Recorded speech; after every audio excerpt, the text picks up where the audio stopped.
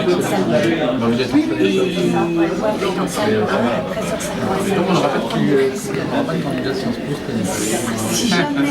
il y avait quoi que ce soit, je serais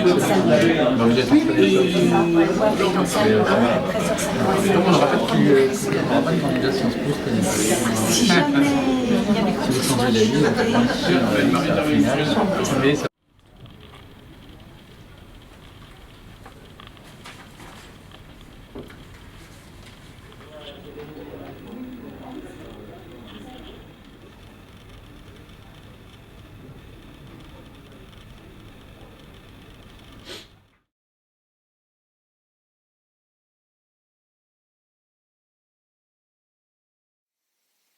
À chacun de nous de faire un effort sur lui-même pour sortir de sa coquille, pour aller vers l'autre, car le bonheur n'a de valeur que si J'ai regardé la définition de tout, donner, posséder, toujours rien.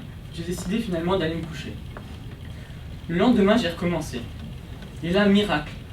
Enfin, j'étais possédé par l'inspiration. L'inspiration qui n'était jamais venue depuis 3 jours. Enfin, elle était là. Je n'avais surtout pas l'intention de la laisser passer. Je voulais la garder en moi, ne surtout pas la donner. Sommes-nous vraiment libres de partager? Où s'arrête la liberté des uns et où commence celle des autres? Que peut-on partager? Des biens, des savoirs, des paroles, une culture, un avis? Où vivons-nous vraiment dans une société décadente et hypocrite misant sur le conditionnement de l'être humain et des pensées?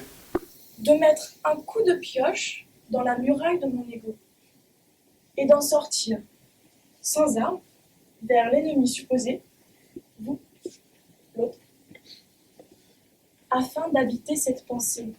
Tout ce que tu ne sais pas donner te possède. Peut-on se faire posséder par un acte non accompli? Est-ce que l'objet prend le dessus sur mon cerveau pour me posséder? Sur mon cœur? Certainement. C'est là, malheureusement, la banalité, notre monde moderne, qui a engendré des techniciens au cœur sec. Écoutons Pérec. Il aurait fallu que tout le monde, les choses, de tout temps, leur appartiennent. Ils rêvaient de posséder. Ils auraient assouvi ce besoin immédiat, évident d'être à la page.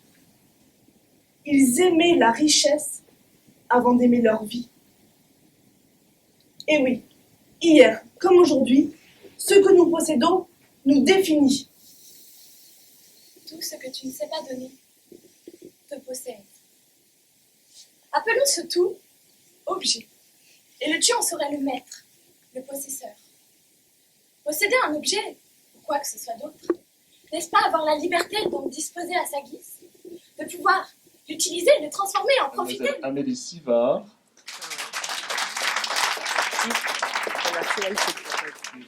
Mademoiselle Coraline Gilliard.